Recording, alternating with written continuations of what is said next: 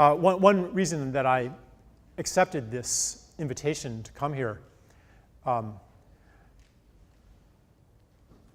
is because it is a faith-based movement, at least this part of it is, that is rejecting the kind of desacralization of the planet, of nature, of materiality.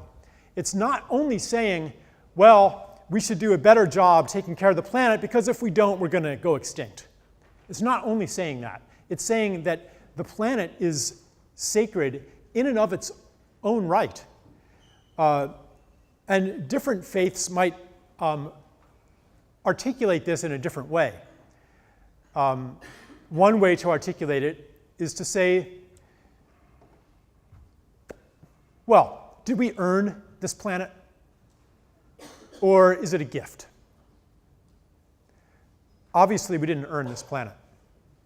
We didn't create it through dint of our hard efforts. We didn't create the sun. We didn't create the water. We didn't create the ability of seeds to grow. We didn't create any of it. Therefore, it must be a gift. Well, if somebody gives you a gift and says, this is really a precious gift, and you trash it, and you leave it out in the rain, and then the person who gave it to you comes and sees it, they're going to be insulted. The way that you treat the gift either honors or insults the giver. So one way to articulate the sacredness of the planet is to say, yeah, it's a divine gift. And however we treat it, that's the message we're sending the giver of this gift. Therefore, we should treat it as sacred. Another way to articulate it is to even deny the separation between the creator and the created, and say creation is an ongoing process, and that sacredness is not something bestowed from the outside, but is inherent in matter, not an extra material thing called spirit that infuses matter. But all things have the qualities of a self. Purpose, consciousness, intelligence of some sort, beingness. And this is, again, contrary not only to our scientific worldview that says it's just a bunch of kind of, it's a bunch of generic particles that are bouncing around according to mathematical laws. Any two electrons are the same, any two protons are the same. It's just a bunch of stuff out there. It doesn't have any inherent beingness, any inherent purpose, any unfolding organization inherently. It's just a bunch of stuff out there. And this is somewhat obsolete science now. But that's the ideology that we've lived in. But it's not only that, it's also forced by our economic system, which takes the infinite uniqueness of all things and turns them into a finite number of generic, identical commodities. And that is another part of this kind of world-defining mythology that we have lived in. That the world is a bunch of stuff out there, and that we are separate from each other, that we are separate from the world. And that human destiny, then, is to expand our control and our domination over these soulless masses and indifferent to us natural forces, forces of nature that are indifferent to our well-being.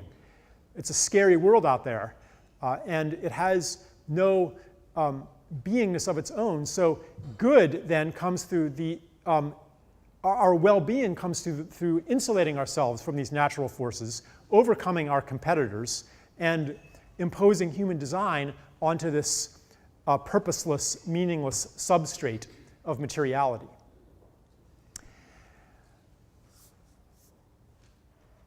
That hasn't been working too well, as is becoming inescapably obvious as the ecological crisis intensifies. Contrary to enhancing our well-being, our way of seeing the world and the systems and the technology built on that way of seeing are imperiling the world. So we're losing faith in that story. I will go back to the money system now. Who is it who gets the money? It's somebody who's going to find a way to turn relationships into services and community into services, or nature into products. And if you can do that, if you have a good way to do that, then you get the loan, because you get the investment. South Africa is right now in this situation.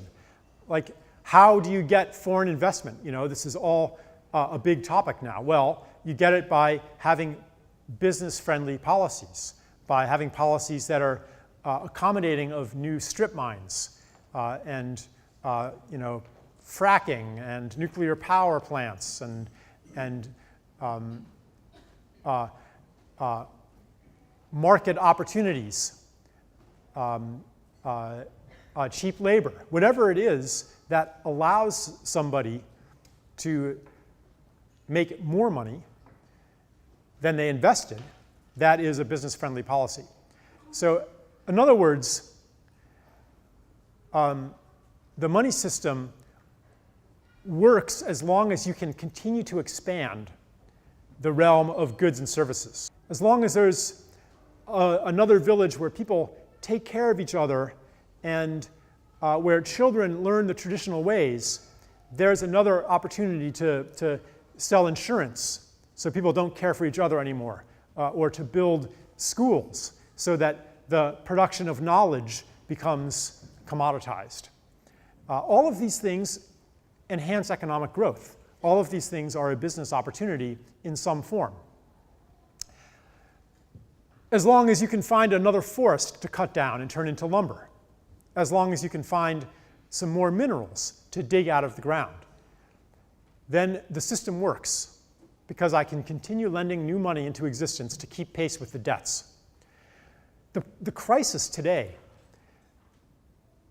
ultimately is a crisis in growth. Because when there's no good business plan anymore, then I cease lending money fast enough to keep pace with the buildup of debt. When that happens, bankruptcies intensify, competition intensifies, the concentration of wealth intensifies as people go bankrupt. Credit stops flowing because there's no one for me to lend to, therefore employment falls, and you have a classic crisis of capitalism that can be resolved by finding some new avenue for growth, perhaps through colonialism, which is how it's kept going in the West for so long. Anyway, I'm making a very long, complicated story simple, but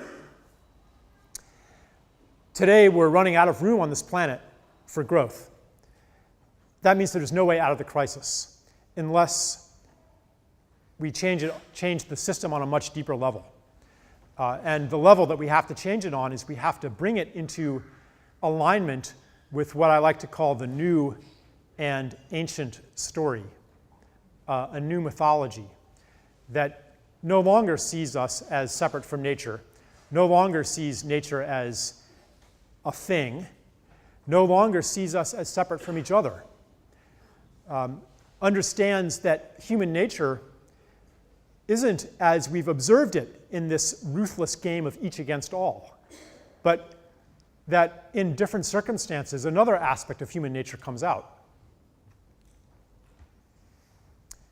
That the answers to the basic questions, that there are other answers to the basic questions of what is a self, who are you, why are you here, what's the purpose of humanity, where do we come from, where are we going, what's valuable, what's the purpose of life. So I think we're in the midst of a really profound revolution. It's a revolution in a mythology that has grown and intensified and taken over the last centuries and even over the last several thousand years. Well, why should I care about climate change? Give me a reason. Persuade me. What reasons might you offer? You might say, well, if we don't take better care of our planet, then we're not going to have a planet to live on in a few generations. Is that reason enough? You might say that, look at the horrendous economic losses that'll happen if we don't change environmental policy. Both of those answers, though, are still drawing from what I would call instrumental utilitarianism, that says that the value of this planet lies in what it provides us, which is implicit in the phrase natural resources. You know, the minerals, the forests, the oceans, what are these? Natural resources, something for us to use. That is the mindset that's gotten us into this problem in the first place. And it's not enough. What we need to do is to understand that nature has, and everything outside of ourselves, have some of the properties of a self. In other words, and this is part of the new story that I'm talking about, a new story that has ancient roots, and that, in fact, I think in order to really develop and bring into modern manifestation, we have to learn from indigenous people who have preserved bits and pieces of this knowledge of how to be human on this planet. That we're not separate selves in a universe of other. We are interrelated, interconnected, interdependent, and even interexistent. That who I am is more because of who you are. That if something happens to any species on the planet, it is happening to me, which is why it's so painful, isn't it? When you love a person, then whatever happens to that person is happening to you in a way. It hurts.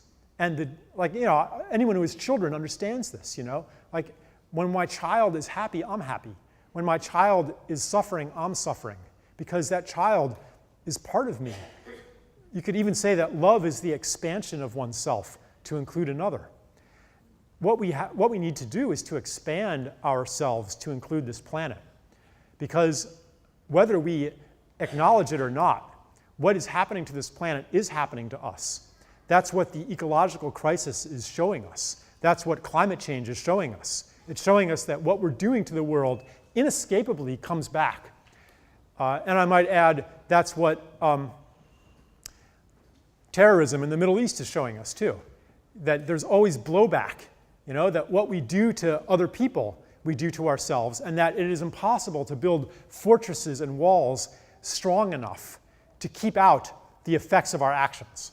That would work. That's what I call the technology of control. That would work if we were fundamentally separate. And that's why apartheid ultimately had to fail. Like, you could not live inside, white South Africa could not live inside a fortress forever. It was going to come in one way or another. We cannot live in separation from what we are truly not separate from. And we always have a choice. Do we, at some point, give up the effort to insulate ourselves from the effects of our actions? Or do we hold on even tighter, creating even more of a blowback when finally the fortress walls come down? I think it's one of the gifts that South Africa has to give to the world is as an example of letting go a little earlier than was absolutely necessary. De Klerk could have held on longer. He had a choice. He could have cracked down harder, or he could have maybe, executed some half measures, to kind of postpone it into the future. But in a pretty significant way, and forgive me if I'm relatively ignorant of history, but my impression is that in a pretty significant way, he said, no, it's inevitable. Let's let go now before even more damage is done. So there's the possibility of healing, and what I'm observing here as I visit, even in the first day, is that there's still a lot of healing that has to happen. But that choice was made, which I think is a gift to the planet, because it creates kind of a template of change, an example, generates a field of change. If you believe in the theory of morphic resonance, Rupert Sheldrake's idea that any change that happens in one place creates a field of change that makes that more easily happen somewhere else. That is a theory that exemplifies what I'm talking about as the new story, the story of interbeing, the story of non-separation, the story that one thing that happens to you happens to everybody. What happens to any person is happening to you. What happens to the planet is happening to humanity. What we do to the other, we do to ourselves. That is the essence of the new story, that other mirrors self. And so another aspect of that is to see the qualities of self inherent in nature, which every indigenous culture on Earth affirmed without question. They knew that animals, plants, even rocks, water, mountains had soul, had beingness, that you could insult a mountain or insult water or bless a mountain or bless water. You could have a relationship with these beings. And over history, we kind of forgot that and exported sacredness into the sky and onto a non-material God. Although there are esoteric traditions inside of all religions that say that it's not quite so simple, that God isn't really separate from the world, that God is in everything, that there is nothing that is not God. So I'm not talking about the esoteric traditions, but I'm talking about kind of the mainstream dominant religious teachings.